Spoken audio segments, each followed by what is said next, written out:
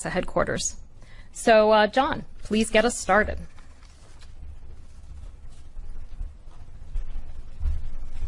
Well, thank you very much, Ellen, and welcome everyone to our session on the search for life in the universe. We are entering a new realm in our search to answer the question, are we alone? And today we're here to tell you a bit of a grand story. Thanks to investments in technology, we have pushed the limits of our most creative scientists and engineers and are about to take a big leap in our quest to unravel the mysteries of the universe.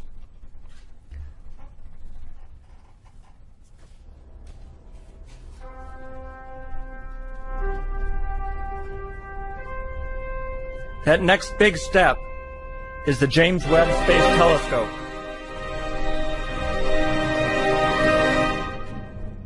And we love drama at NASA.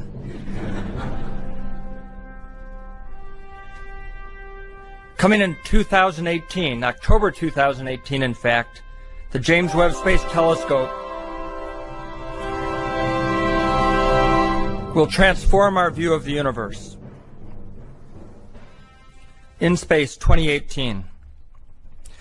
Now 400 years ago, our mission is to innovate, explore, discover, and inspire. And I hope today that's really our main purpose, is to inspire all of you to be along our path to try and unravel these mysteries and perhaps to find out the answer to the question, are we alone? And that's really the key. We've made enormous technical advances, and you're going to hear from our speakers, that we are on the cusp, perhaps the next generation, to be able to answer that question, are we alone, from a scientific progression. Galileo started it all 400 years ago when he turned the telescope not from the Italian reconnaissance organization, but to look at the skies, and in fact invented telescopic astronomy. And from there emerged a great scientific renaissance. In our time, the Hubble Space Telescope, deployed by Charlie Bolden in 1990 and repaired by me a few times, the Hubble has really transformed our view of the universe, and not just for scientists, but I think for everybody on planet Earth. It's opened frontiers in virtually all areas of not only astronomy, but many areas of fundamental physics. Today, we're going to present to you a little bit of the history of the universe, but it won't take 13.72 billion years to describe.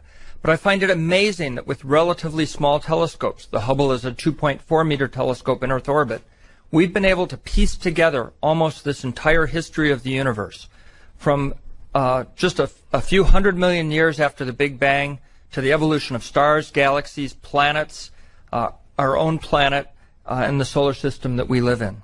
John Mather will describe this in more detail.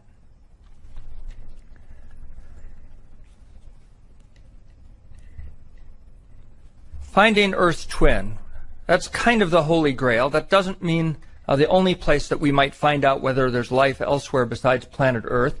But the Kepler telescope has discovered thousands of new planets and has found out, as you heard, that there are probably billions of planets like Earth in our own solar system.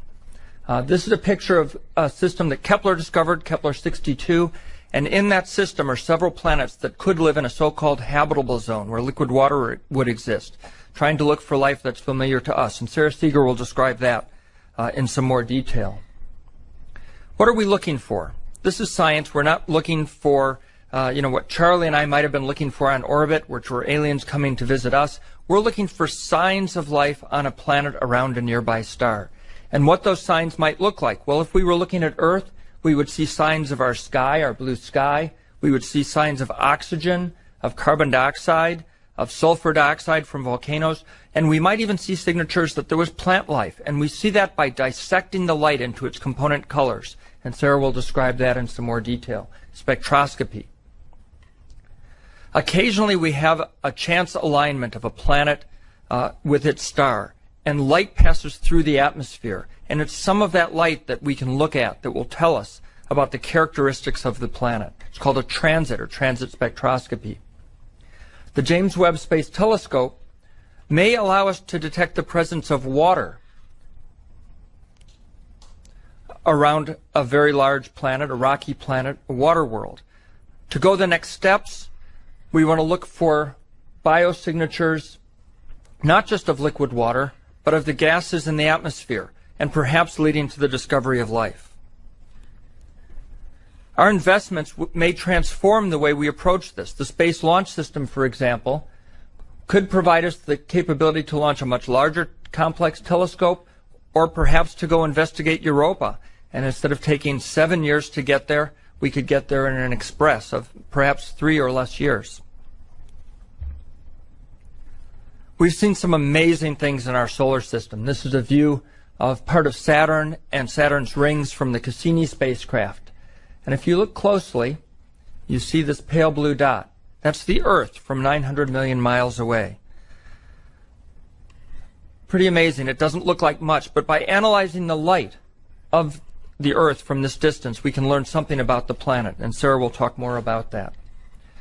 So we have a progression. We have a roadmap or a path that we're trying to take, and it started with ground-based observatories and the 1995 discovery that we live in a universe that has other planets in it. Originally, we thought there were only 9 planets. Of course, then we were demoted to 8 planets.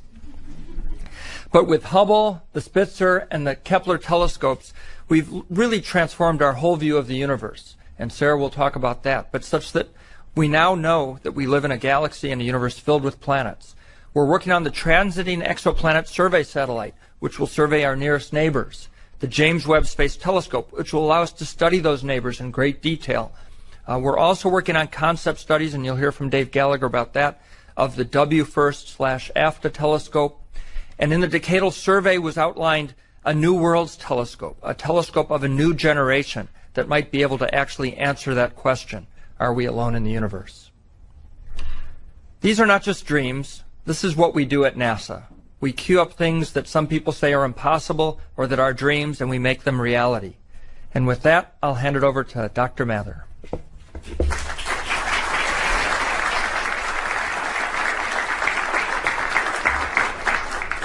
Well, thank you. Is this working? I want to tell you about how we're doing on the James Webb Telescope itself, and to show you how it fits into the grand scheme of getting ready to discover life around other planets, if it's actually out there. So I've been a telescope builder all my life because when I asked my dad when I was about 6 years old, how did we get here? Nobody knew.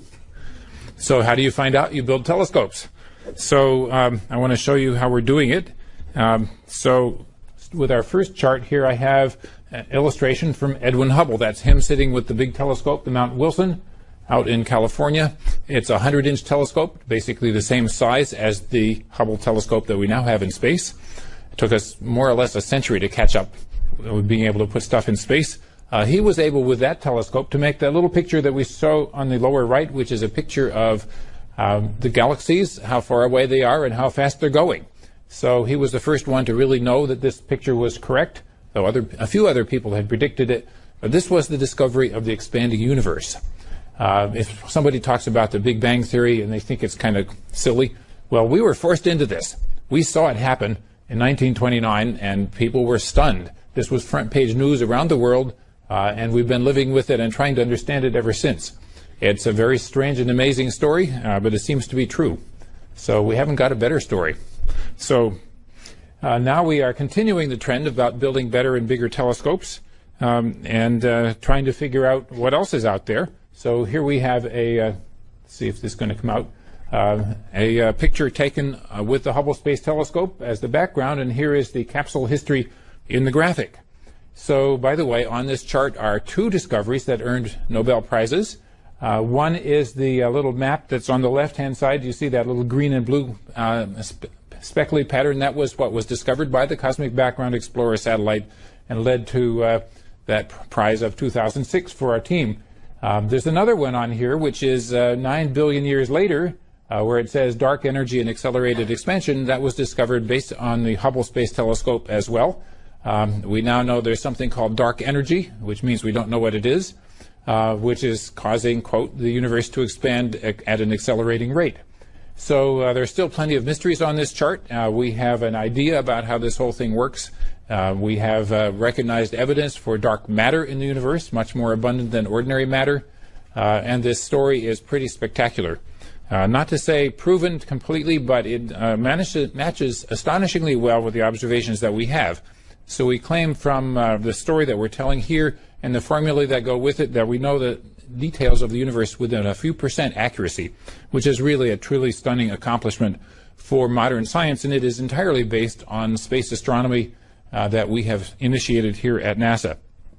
So among the things to point out here are that the first stars probably formed about 400 million years after the expansion began.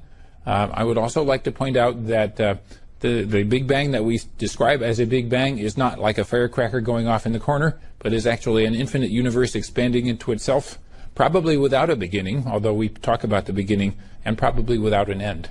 So this is something we don't know, but sure would like to know. So going on to tell you more about it, there's a little Earth over there on the right. We're newcomers. We have been here for about 1/3 of the age of the universe.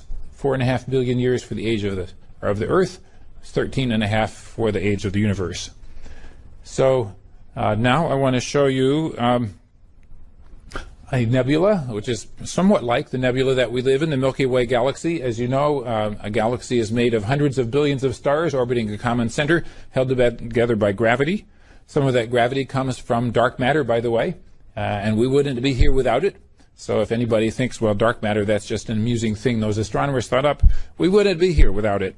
So lots of wonderful things for us to find. If the sun were in that galaxy, we would be somewhere out on the outer edge, and we would be able to look in towards the center, and we would wonder what it was like, because we live in the plane of our Milky Way galaxy, which is about as flat as a CD, and so you can barely see the structure of it when you live inside it.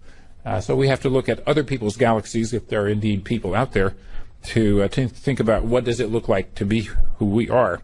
Anyway, so one of the great mysteries is how does this happen? How do galaxies like that come to be? So we have statistical calculations of what the early universe was like, put it into a computer, simulate the action of gravity operating on the dark matter and the ordinary matter, and accounting for the cosmic dark energy that causes acceleration. So this is a simulation of early universe. You see gravity is pulling the material back together. By the way, the simulation has subtracted out the fact the whole universe is expanding. So it's taken that viewpoint. Now you can see galaxies beginning to light up with explosions.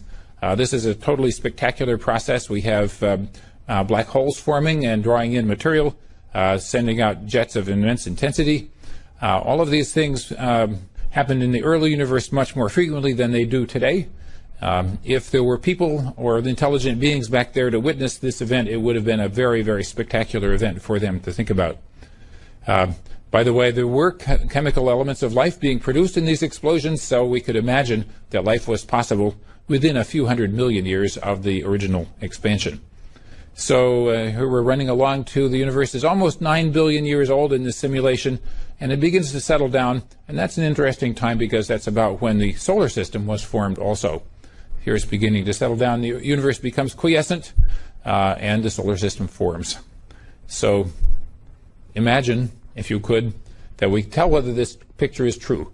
How would you know if it's true? We take snapshots of the picture, of the movie, and you compare the snapshots with the snapshots of the sky that we can make with the Hubble telescope and the successor telescopes that we are now building. So that's a great mystery for us. We are on the trail of figuring out if it's true. So, by the way, this simulation was called the Illustris, and it's just current this very year. So now I show you a picture of the thing that you would think of as a star. If you look at the middle star of the Sword of Orion, this is it. This is not a single star. This is a cloud of glowing gas and dust with hundreds and hundreds of bright new stars born in there very recently, shining beautifully. This is where astronomers always turn their new telescopes to see what's most beautiful and most scientifically interesting, because it's one of the places where stars are being born in great abundance today. By the way, there's about 5 or 10 new stars per year being born in our Milky Way, and so it's something we have plenty of to study. Presumably some of those have planetary systems with them, one of the great opportunities for us with the Webb telescope. So now I want to talk about how did we get started with the James Webb telescope in particular. So back in 1995, Alan Dressler chaired a committee that recommended two things. One was to build a telescope like the one that we're building. It wasn't called James Webb Telescope back then, of course. And they said the other thing they said was develop the technology to find Earth-like planets around other stars. So we've been doing that. Now, in that day, we had no idea how many of them there would be. So we didn't know how hard the project would be. We have made immense progress, both on the technology, which Dave will tell you more about, and on knowing how hard the job is. We know there are billions of planets out there, and they're not all far away. So this is definitely a good step forward. So our project was endorsed twice by the National Academy of Sciences. They do a survey every 10 years. It was their top priority in 2000, and they built their entire survey in 2010 around it. So we're doing well with carrying out what they want us to do. And by the way, we got our first peer review when this project was announced to the Astronomical Society in 1996 by the head of NASA, Dan Golden. He got a standing ovation for the presentation. And I think that was definitely an encouraging sign that this was the project our entire user community, scientific world would like us to do. So we're doing it. This is what it looks like. And I have the logos for the 3 space agencies that are partners in this immense project. The telescope, by the way, is being built by our prime contractor, Northrop Grumman, near LA, but under supervision and direction from NASA Goddard, where I work. So I'm speaking here about this one, which is now a project of well over 1,000 people currently working on behalf of 10,000 roughly future users and all human beings who will use the data. This is a comparison of how large the telescope is compared with the Hubble. These are scale pictures. So you see on the left the mirror of the Hubble, 2.4 meters in diameter, about 8 feet, same as Hubble, the man's telescope on Mount Wilson in 1920. So on the right-hand side, you see the James Webb Telescope. The mirror is about 21.5 feet, roughly the distance from floor to ceiling in here. So much larger, clearly much larger than the rocket is. So we have an immense challenge of folding it up to get it into space. The wavelength range is illustrated there on the bottom also. The telescope, the new one, overlaps the wavelength coverage of the Hubble. At the near infrared, we begin at 0.6 microns, which is about the wavelength of an of a red laser pointer. And we go out to 28 microns, which is a wavelength which your body emits very intensely, and you don't feel it. But you would be cold if you were out in outer space because of that radiation. So there it is. This is a sign of technical progress on the design. We require 18 hexagonal mirrors. Each is made of beryllium coated with gold. Hand side shows you that if we were to expand the mirror to the size of the continental United States, the mirror would be accurate within 3 inches. So this is completely amazing technology we have now mastered and we're using. The mirrors are finished, by the way. They're all in their storage cans up at Goddard Space Flight Center. So we've got a little graphic illustrating how many there are. All 18 are done. We've measured their shapes when they're cold in the giant vacuum tank at Marshall Space Flight Center. So we're really thrilled with the mirror technology progress. This is something where my friends and colleagues laughed at me and said, you'll never be able to do that. But we have done it. It was hard. So you have here a movie showing what the sun shield is like. The sun shield is as big as a tennis court. Imagine Roger Federer running back and forth over half of it. We have to unfold this thing from a folded condition in outer space, and so of course we've been rehearsing. So what you just saw was rehearsals with a full-scale practice layer. So it works, of course. So, okay, machine. Next, please. There we go. So what we have here is the instrument module has been just installed in the cryogenic vacuum tank at Goddard Space Flight Center. Lowered down from a crane and it being attached with the cables to the fixtures in the instrument chamber. This is a place where we simulate the outer space environment. The light coming from the telescope is simulated, so we will be able to tell whether this instrument package will be focused and working properly when we get to outer space. Here's another view of the same process. The dome has been lifted off the test chamber. You can see the crane lifting the instrument package down in. So we're very thrilled with this. The instruments are doing very well in their test as of this week. No surprise there. This is the next place we take the telescope to. This is the Chamber A at Johnson Space Flight Center. If you were an Apollo astronaut, you went here to practice. because this was big enough for this. On the left-hand side, you see the Apollo capsule in there. Astronauts had to practice getting out of the spacecraft on land and getting off onto the surface of the moon in a vacuum. So they practiced, and it worked, of course. Now, 50 years later, we need the same chamber for another purpose. We have fitted it with cold shroud inside so it can get down to the temperature that we need for the testing of the telescope, and it turns out to be just the right size for what we needed for the Webb. So we're really thrilled that we have the equipment and we're doing the right thing. So in a little while, namely October 2018, 4.25 years from today, we will push the button and the telescope will go up on its rocket, which is, by the way, a contribution of the European Space Agency. So we'll go up and be unfolded in outer space, and this is the deployment video. It has been all carefully figured out exactly when and where we do everything. So, of course, the first thing to happen is you unfold the solar panel, need solar juice to keep the batteries from running down. Then we will unfold the telemetry dish, stay in touch with the Earth. This happens about by the time we get to the moon, or past the distance of the moon. Then the last things that come out are the solar shields. Here they come. And if you look at this and you say, isn't that pretty complicated? Yeah. You should be intimidated. You should know that we have two of everything where you could possibly have two of everything, and we are rehearsing this out of town. We have done many, many practice trips with the unfolding process at the various labs we have around the country. Both cold and warm for the parts that can be tested cold. The sun shield is just too darn big. There's no way to test that in a cold tank. And certainly we cannot test it in zero gravity, so we have to think a lot. At any rate, this is complex. But it's been very thoroughly rehearsed, and we're pretty sure it will work. That's our job, to make sure. So the final steps are to pull on various cables that stretch out the sun shield and separate the 5 layers. So there it is, almost in the final shape. And finally, the mirrors themselves finally unfold. So this is what it takes to get a big telescope into a not big enough rocket. So when we have a bigger rocket, we can put up bigger stuff. Thank you for thinking about that.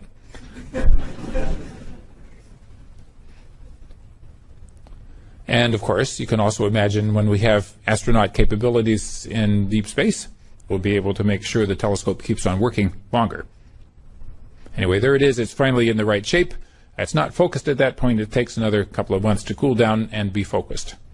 Anyway, this is our 2 months of terror, perhaps, but we have to make sure it works, so we do that.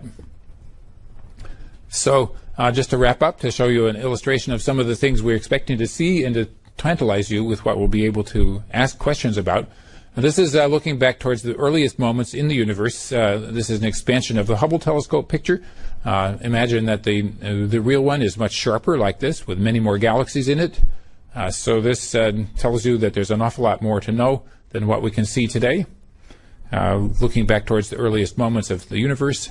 Also, going on to things that are close to home, where stars are being born today.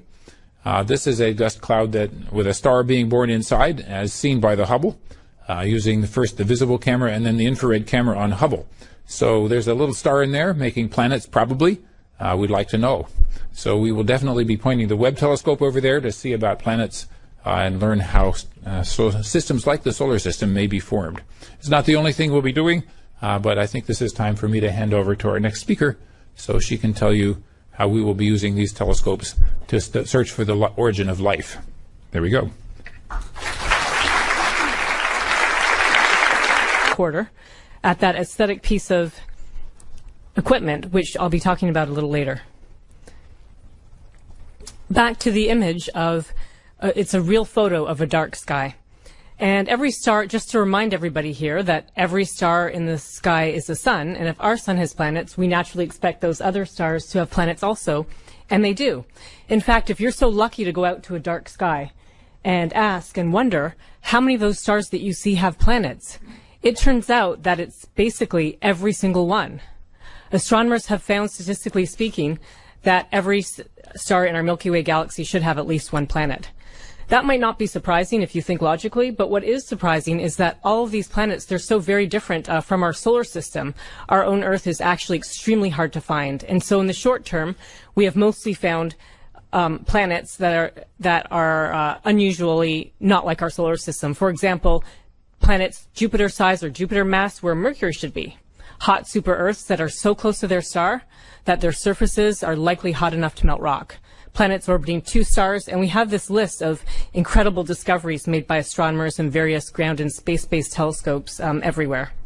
So our own Earth twin remains elusive, but that's what I'm going to be talking about today. Now, what's most relevant for us, actually, is one of my favorite discoveries ever in astronomy and planetary science, and that is that small planets are extremely common. And this bar chart shows some of the results from the pioneering Kepler Space Telescope.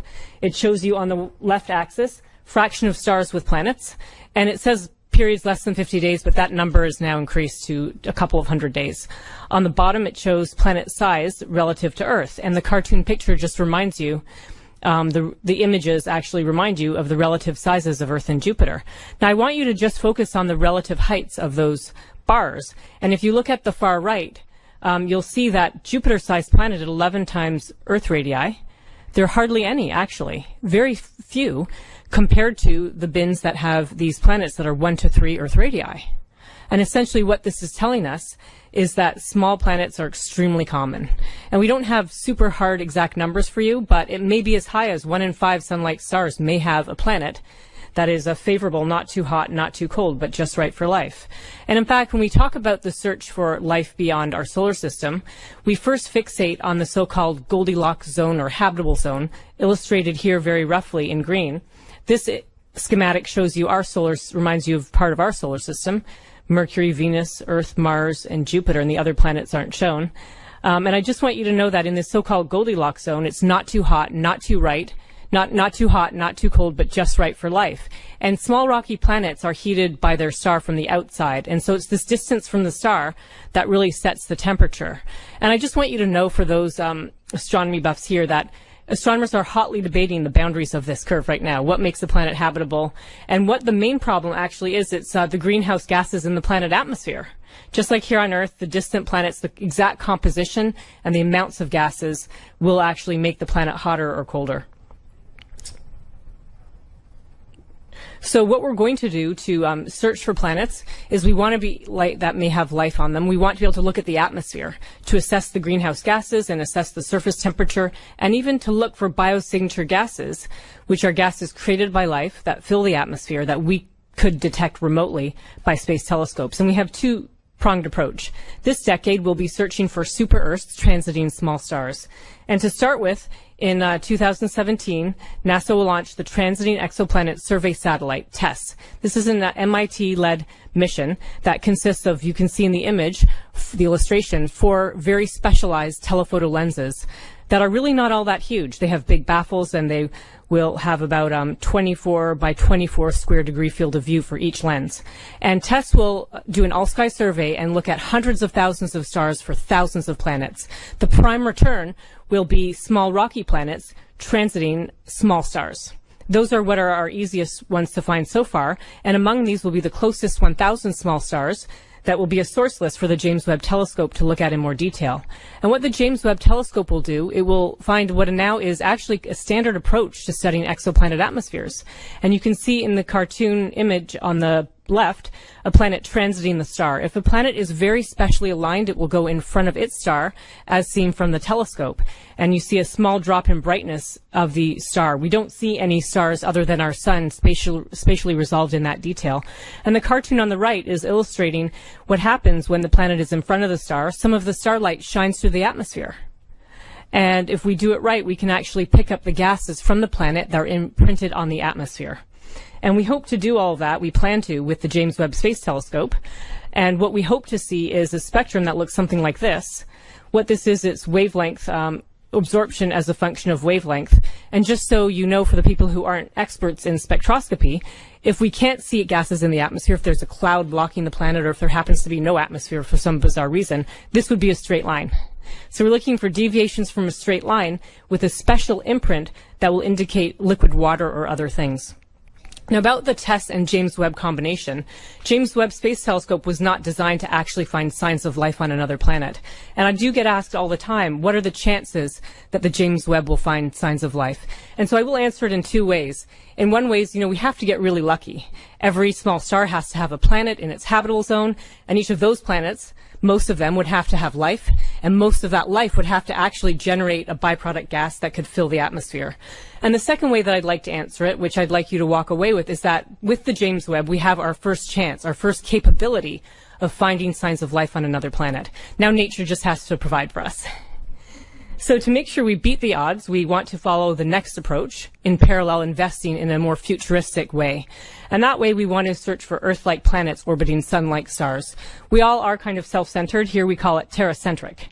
We want to find planets like Earth because in many ways, Earth is our only planet that we know of with life on it, and we'd like to find a replica. And in this way, we have a major challenge here because unlike the big Earths transiting small stars, the problem is extremely challenging in that Earth itself is 10 billion times fainter than the sun. And here you can see a real photograph of our sun, and that is the size of Earth, but it's not just the size that's relevant here. It's the fact that light has to go from the star to the Earth and reflect off of Earth, and for us to be able to detect that. And just to pause for a moment, I'd ask each of you if you've ever made a measurement that goes to 10 decimal places. That's like me asking you to measure the width of, this piece of paper to 10 decimal places. It's extremely challenging. And that's what we're setting out to do at NASA, Northrop Grumman Corporation, and other places around the country. So this is showing you the glare of how bright a star would be. And ideally, we'd like a way to go to space, and it's what we call direct imaging. We want to, A, get above the blurring effects of Earth's atmosphere, and B, block out that starlight so we could see a planet directly. I'm just actually going to back up and show you that one more time. Our goal is somehow we need to block out that starlight. Now this shows you we can block out the light, and then hopefully we'll be able to see other planets.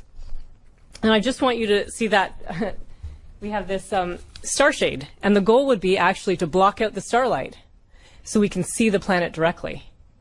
And I hope you will all admire this for a moment. It's actually was really used in the desert for testing of a concept we call the star shade. So what the star shade is, its goal is to block out the starlight so that only the planet light will enter the telescope. But I hope you're all wondering why this is such a very special shape.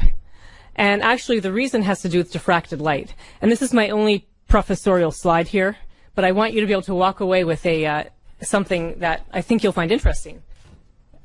And that is, if we were to imagine putting up a big circular screen in space or a big square, and to block out a point source, a star right behind that screen, we would get what you see on the top right. I think you can see rings. We wouldn't see a point source, the star in the image. We would actually see these rings. They're called Airy rings. And what it is the starlight is would be diffracting around the edge of the screen. It's the same as if we used a circular telescope. It's actually just because the waves are bending around the edge and interfering.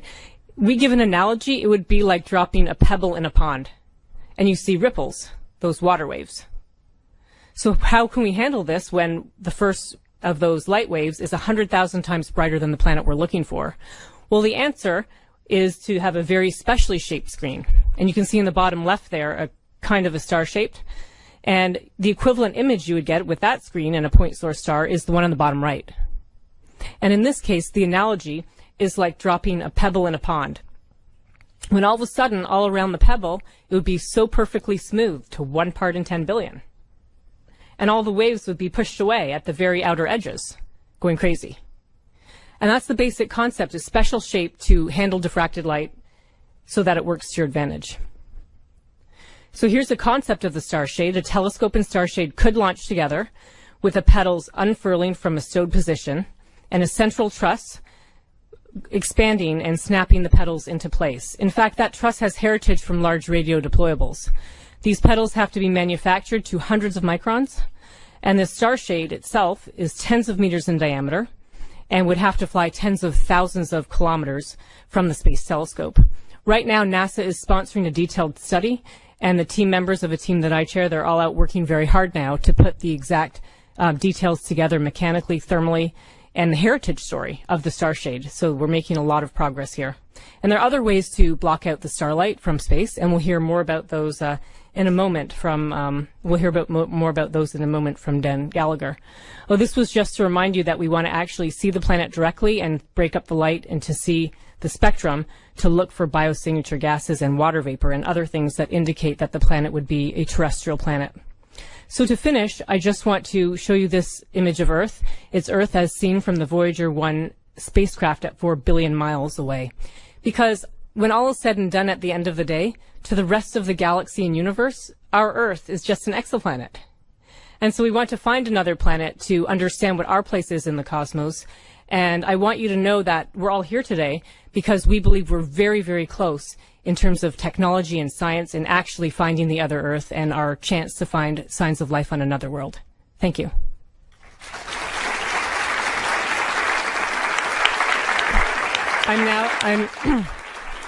I'm now going to turn to Dave Gallagher, who's going to tell us about some of the technology being developed to do the so-called direct imaging from space. Thank you, Sarah. It's truly an honor to be included on a panel of esteemed scientists like this. I'm very excited to be here. It's a little bit intimidating. I thought of a few jokes to make about that, but I'll limit myself. I have not been to space. I have not got my Nobel Prize in my rental car, but I'm working on it. So what you heard about here was a lot of the why and some of the what, and what could be better than searching for life in the universe? I'm going to talk a little bit about the how. The two messages I'd like to have you walk out of here with, at least on the technology side, are that, number one, this is really challenging, and number two, we have made a big investment between NASA and the DoD and others, and have actually made a huge amount of technical progress. It's very exciting, and so while a lot of these things will look very hard, we've done a lot of work to get ourselves down the road to making that happen. So the first challenge, Earth is 10 billion times fainter than its parent star, our sun, as you just heard. There's a whole bunch of analogies for that, a firefly by a searchlight, but it's a really hard thing to do. And I'm going to talk first about that challenge. There's really two ways to approach it. One is external. That's what Sarah's been talking about, the sunshade. Let me say a little bit about the team. This has been going on for a while. Some of the previous and current team members are Jeremy Kasdan from Princeton, Webb Cash from the University of Colorado, Northrop Grumman, and JPL. In the top right image there, you can see a video of a pedal deployment. This was done last year very successfully. The tolerances on this are extremely tight. We're doing it. At the bottom image, you can see the inner hub with 4 of the pedals extended there. We have 9 summer students this summer at JPL who are working on actually building the deployable inner hub. That work is going extremely well, and all indications are we can meet the tolerances required. We've measured them. They're repeatable. So this is well within our capability. On this chart, rather than in the lab, this is some testing that was done out in the desert by Northrop Grumman. What's really impressive about this is this was a relatively crude test done in the desert at night with temperature variations and wind and stuff floating around in the air and rattlesnakes and whatever.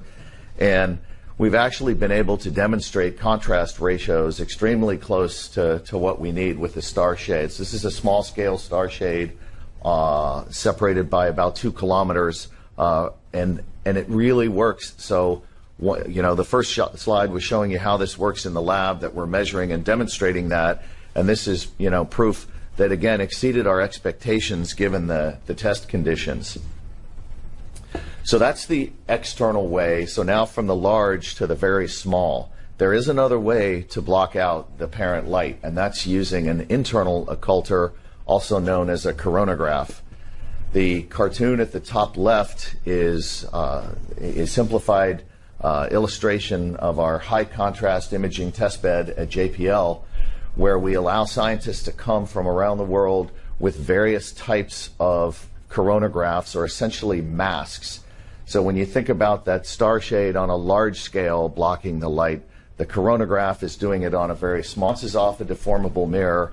There's a control loop after the beam splitter there that has that deformable mirror correct the image, and then the coronagraph mask blocks the light from the parent star. And in the middle image, you can see actual lab demonstration of a dark shadow, which is 10 billion times fainter than the central source. I won't explain in our limited time here why it's only on half the image, but that was intended as part of the lab setup. And then on the right-hand side, you can see the effect of the deformable mirror. So again, this is technology funded by NASA, going extremely well and proving that these things are possible. So we're studying a 2.4 meter mission called W1st AFTA. If I had more time, I would expand the acronym. That would take about 5 minutes. This program was made possible by the generous donation of a 2.4 meter that sounds like a PBS spot, by the donation by the NRO, National Reconnaissance Office, of a 2.4 meter telescope. It's really enabled this mission. And it's under study now in astrophysics. It's going extremely well. And if you look at the three images, the first one is a no mask image. The second one is with a mask. And then the bottom right shows you a simulation with a planet of the mask and deformable mirror. So this will be our first chance to fly a coronagraph in space and demonstrate this. Okay, I talked about two challenges. The second challenge is that Earth is intrinsically very faint. I won't dwell on this. I think my co-panelists got this point across. That's a Hubble image with a planet that you can see extracted by a very crude early instantiation of a coronagraph. And then what we would need to find these Earth twins, or to find an Earth-like planet, as we've been talking about, is something that's 1 million times fainter than that. And when it comes to finding faint things, it's a very simple algorithm. You need bigger telescopes, you need more collecting area.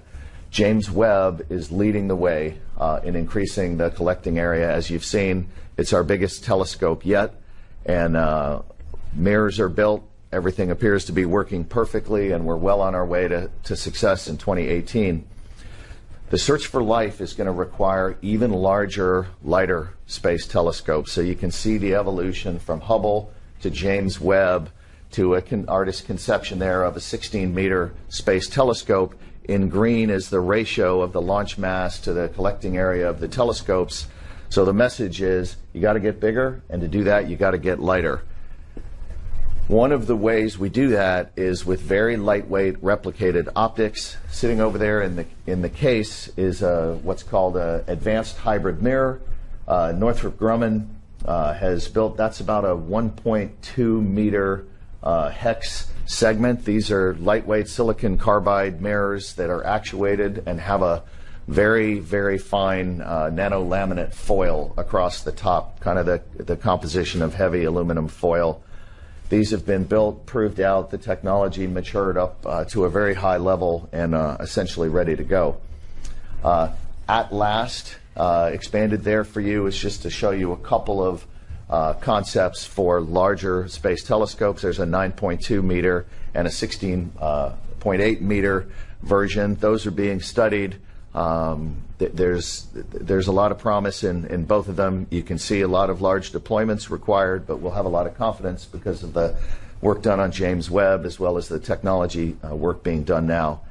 And then finally, there are some really far out concepts. Ball and DARPA are working on essentially a 20-meter membrane telescope that looks very promising, and it's essentially got an etched diffraction pattern on the membrane, and that's been demonstrated at subscale versions in the lab. Thank you very much. I'd like to turn it over now to Matt Mountain.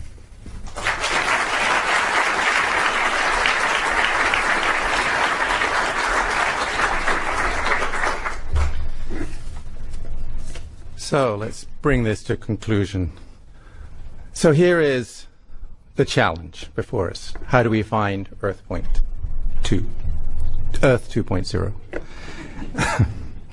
As Sarah's told us, we already know that our galaxy has at least 100 billion planets in it. And we didn't know that 5 years ago. Just think about that. 5 years ago, we couldn't have actually put those words on this chart.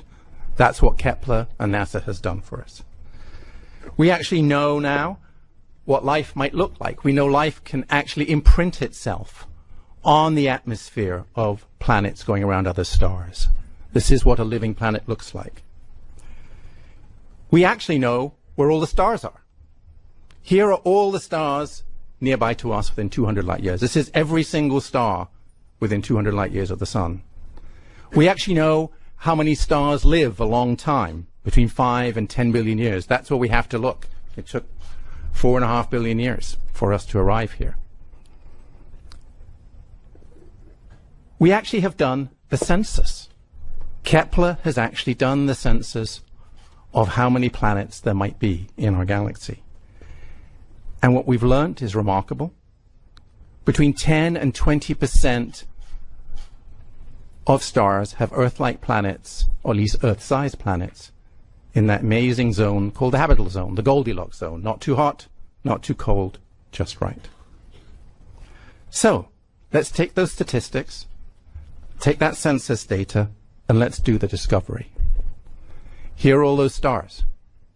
We can now apply those statistics and ask, how many stars can we see with a 5-meter telescope, roughly the James Webb? Apply those statistics. What you see on the right is how many stars the James Webb or a telescope like it. Very few.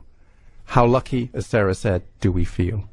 With 10 meters, we can peer even deeper into that cloud of stars. We can go deeper and we can separate out and see even more planets. And with a 20-meter telescope, we can see hundreds of Earth-like planets around other stars. That's what it takes to find life. Of course,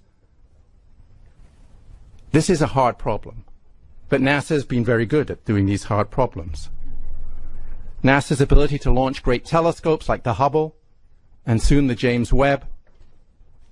Is it going to do anything? Here we go.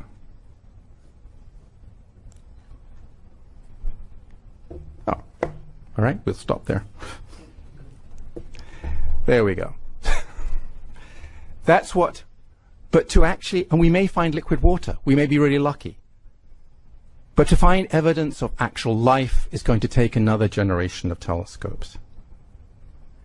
And to do that, we're going to need new rockets, new approaches to getting into space, new approaches to large telescopes, highly advanced optical systems, as David and Sarah have showed us. But between us, between science, NASA's technology, and today's space enterprise, it's within our grasp for the first time in human history to make a discovery that will change the world. Or to plagiarize Steve Jobs, a discovery that will put a serious dent in the universe. Now, if we can get a telescope into space of the sufficient size and get it launched, imagine the moment that the news breaks we've discovered Earth 2.0. Imagine the moment the middle school kid who looks up from procrastinating about his math homework, my son, or her math homework, but realizes that he or she could be the person who could design the rocket engine that could take a starship to Earth 2.0. Imagine the moment a biology teacher, struggling to engage a high school class, realizes that tomorrow she could tell an amazing story. For the first time in human history, we have reached the point when we can look out to the stars and realize the miracle of life has occurred elsewhere on a planet going around another star. Imagine the moment the whole world wakes up to the news our long loneliness in time and space may have ended. We may no longer be alone in the universe. Now, each of us, every day, have much more immediate concerns. There's so many problems here on Earth we need to deal with today. How will I get my project finished? How will I get that next contract? How will I pay college for my kids in this economy? Do we even have the space infrastructure for our own national security or economic security, let alone looking for life elsewhere? I have deadlines to meet.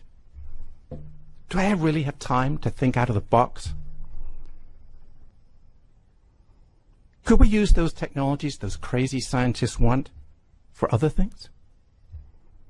How do we do audacious things in space again that inspired the generation of people sitting before you? And what is our legacy actually going to be? And while you reflect on what we've all said here today, we wanted to finish on some words from Carl Sagan. What new wonders undreamt of in our time will we have wrought in another generation and another? How far will our nomadic species have wandered by the end of the next century and the next millennium?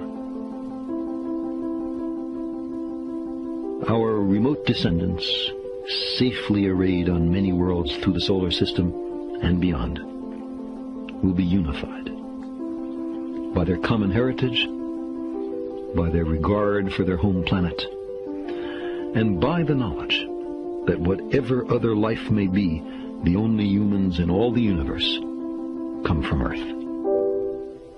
They will gaze up and strain to find the blue dot in their skies. They will marvel at how vulnerable the repository of all our potential once was, how perilous our infancy, how humble our beginnings, how many rivers we had to cross before we found our way. So imagine the world. We've gone from Galileo, Hubble, Spitzer, Kepler, enabled by NASA and their partners. What's it going to take to cross that next river? It's going to take a partnership that's led to the James Webb Space Telescope, a partnership that may be able to lead to other telescopes.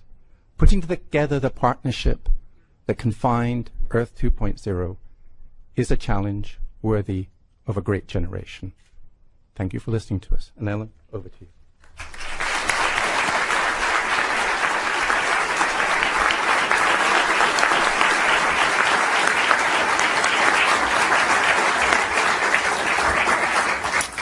That was truly amazing. And we do have a fair amount of time for questions. And I want to remind our audience who's out there to send us questions at #AskNASA. But I'm going to take the moderator's prerogative here and ask the first question. You know, we're often the most surprised in science by things that we don't expect. For example, the arrangement of planets around stars, Kepler, all the work we've done, it's totally turned our views of how solar systems form sort of upside down. Where do you, and of course I'm asking about an unknown here, but where do you think the really big surprise is going to come in TESS or JWST? What are you sort of saying, you know, I bet something cool is going to come from there. What are you thinking? I'll start by just saying right now, you know, we've, just like a lot of other sciences, astronomy and exoplanets in particular is moving into a big data regime. And so essentially we don't totally know what the next thing is. It'll be the new discoveries and it'll be the statistics, the having lots of the same object, knowing how many numbers there are and what their distribution is. I think our hope is actually, just speaking scientifically, in addition to looking for other planets that might be like Earth, because we're so fixated on that, is just really understanding planet formation. You have to understand that for generations, we thought we would have a Jupiter, more and more data covering all the regimes of planets possible. Can we start to understand planet formation in detail? Okay, we do have a fair amount of time for questions from the audience. So, questions, please. Right down here in front. May will grab you. Lynn Lee for SpacePolicyOnline.com. In the search for looking for Earth 2.0, is there a specific number that you're looking for? And if you find more than one, what would be the scientific criteria that would weigh most in determining which to focus on? Well, the reason why we showed the many different sizes of telescopes is we believe that this will be a multi-generational search. As I mentioned, with the TESS and James Webb Space Telescope combination, we have a shot at finding something interesting. And then our next generation would be our, say, 2-meter class telescope, for example, or a little bigger, where we will look at the nearest, say, 20 to 100 sun-like stars. And we hope that we would find a few to study. In the more distant future, when we want to have handfuls of them, so we really have the chance to find a sign of life, and we can be sure, because in any one case, we might not be 100% sure. We may say, oh, that planet has maybe 80% chance of that signature we see is from life. That one may have 99. But to have enough to really, really, truly believe and have enough to actually study in detail will require the futuristic space telescope that we don't have plans for yet, that we all showed you maybe in the 10 to 20 meter class. So it's actually a graduated approach. I mean, another way of saying this is we have no idea. We know how many Earth-like planets are. We think we know how to characterize the atmospheres. But there are 10 to the 22 stars in the known universe. That's one with 22 zeros after it. And some people believe life is everywhere. That's one. Some people believe we're completely unique. That's one part in 10 to the 22. That's a really big error bar, even by cosmology standards. And the only way we're actually going to find that out is to make a measurement. The way astronomy has always proceeded is we make measurements and we're then surprised. And so by making that measurement, we don't know if we're finding 1, 2, or 3, or 0. And the real question, just to follow up, because you've asked a really central question, and to quote another great philosopher, do you feel lucky? Yeah. The amazing thing from where we sit today, and it's from the Kepler telescope, is, and Sarah described it very eloquently, when you look up at the night sky at night, we now know that virtually every star has a planet around it. In fact, most stars have solar systems around them. And so the idea that we're going to find planets that are very much like Earth, I think is a very high probability. The question is, how hard is it for life to get a foothold? How hard is it for life to start? And that's where we really have no idea, and where I think the discovery of a planet like Earth with signs of life on it will be so remarkable. That will be our first scientific evidence, that life might be elsewhere, even primitive life. Next question. Hi, Eric Neeler, Discovery News. When you turn this thing on, when you turn the web on, do you have an idea of where to look first, or are you just going to go fishing? Oh, well, maybe I should take that. We will have a very detailed plan before we turn it on. Right now, we haven't argued it through. Clearly, there's a tension between wanting to make sure that all the pictures are beautiful and making sure that they're very scientifically important. I showed you the the Orion Nebula, where we know that stars are being born, and every telescope is always pointed when it's new. I'm sure we'll look over there. We will look at the most tempting targets right away, as soon as we think we're able. And there will be many. I just wanted to add one thing that... Go ahead. Oh, before you start, I just wanted to add one thing, that in terms of which stars and which planets we're going to look at, what's interesting is there's relatively a democratic process where members from the astronomy community will put in proposals, and time will be awarded by a committee of people from the community themselves. So in this sort of shuffle, the best candidates will definitely rise, and multiple people will propose to study the same object. So it will happen. Excellent presentation and amazing work that's been done. I'm sure there's going to be even more progress made. But my takeaway from this is that your endpoint in terms of saying is there life or not basically are signatures in the atmosphere, biology occurring. There's nothing really more specific than that. I mean, obviously people want to know, is there intelligent life out there? If you had a system that, for instance, would be able to discover or be able to observe electricity or incandescent incandescent electrical energy, that would also be very exciting. But the way I think you've presented it is it's basically you're looking for biological signatures generically. Is that correct? Yes, I want to add that we are looking for biological signatures, gases that are produced by life, gases that don't belong in the atmosphere, that, like our own Earth, we have oxygen, which fills our atmosphere to 20% by volume. But without plants and photosynthetic bacteria, we basically have no oxygen, except in some unusual circumstances. What you're talking, we often refer to as technosignatures, signatures that there's, people or creatures on another planet that can generate a signal that's not naturally occurring. People have studied that in a lot of detail, but it's just too hard for our first-generation space telescopes. Those signatures are super small and very narrow and very, very weak. So we hope that someday, a much later generation, will actually be able to see those things and follow up on what we have first found. Thank Okay, let's go to some questions from social media. Sure, this one is a popular question here. It comes from James on Twitter, who asks, if and when life out there is discovered, will the U.S. government actually let the people know? Sounds like a good chief scientist question. You know, of course we would. That would be so amazingly exciting. And at NASA, our policy, whether it's data coming back from Mars, data coming back from Kepler, we try to get it out to the public as soon as we can because we want everybody to share in the excitement of discovery. Okay, our next question here comes from Brian on Twitter, who's asking, are you looking for intelligent life or living single organism bacteria? Well, in fact, we believe that we don't know what will be generating that byproduct gas. It might be some kind of sophisticated life. It may just be single-celled bacteria. And by the way, thanks for asking that question because we forgot to specify here. We're looking for whatever's out there that's generating gases that don't belong in the atmosphere. There's a separate approach that we didn't talk about today, SETI, Search for Extraterrestrial Intelligence, and I think you can believe that if we find any signs of life via these biological gases, other people with other techniques will be following up in any way. Okay, we'll take another from social media. Indeed, wonderful here. This question is regarding the star shade here. It comes from Katrina, who asks, how does the star shade move away from its telescope and stay in relative position? I didn't see any thrusters in the animation. Yeah, it's essentially, think of it as a separate spacecraft. While it could be launched together, it has to formation fly. It's not as challenging as you might think, but it's going to be out thousands, tens of thousands, potentially 100,000 kilometers away, but it has to maintain a relatively straightforward stability that's well within the state of the art right now for its guidance, navigation, and control.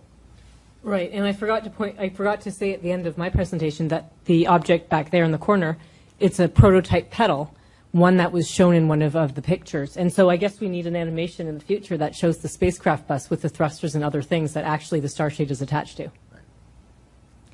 Let's take a few questions in the room before we go back to social media. Go ahead. Mm-hmm. I can talk? Okay. Well, thank you very much. I have a question. Have you thought about using the sun as a gravitational lens or using an array of a small telescope instead of a really big telescope? Do you want me to take that? I mean, one of the problems is pointing towards the sun is a really bad idea. We go to an awful lot of trouble to keep the Hubble away from pointing at the sun because the sun is really bright. So it's a really dangerous undertaking. I mean, you'd have to think it through, though people have looked at this idea.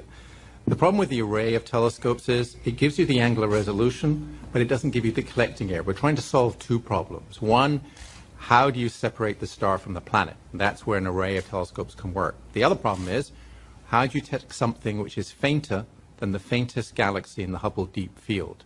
And there, a distributed array is no good. You don't get enough photons. So you actually need both a big telescope and a big collecting area so you can actually detect this really faint thing next to this really bright object. I mean, it's a very hard problem. I think I saw a hand. There was another question back on this side.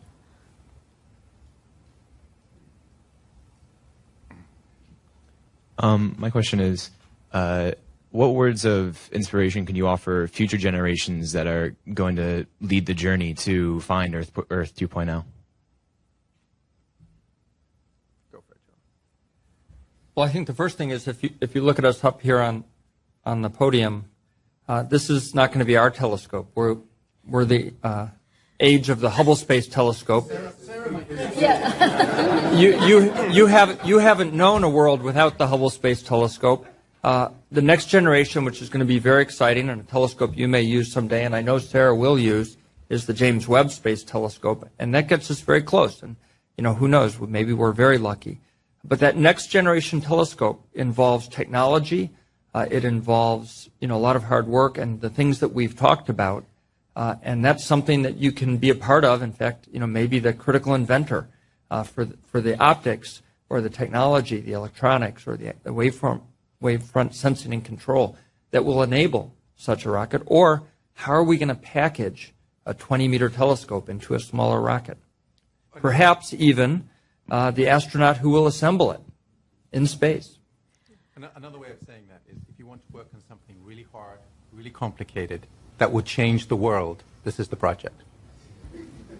Before we go to the next question, we have a question up here, but before that, I just want to remind people to be following us at hashtag AskNASA and get your questions onto there. Now, go ahead. Yeah, all these great telescopes have international collaborators.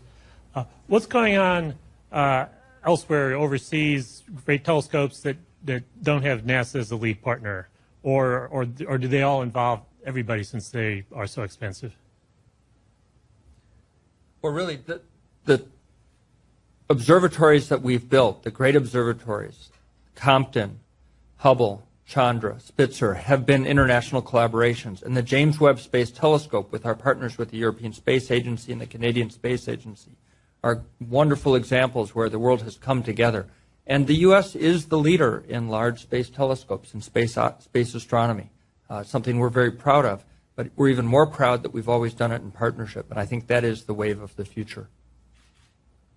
Before we go to the next question, I'm gonna insert kind of maybe a sticky question that Sarah brought up a little bit earlier.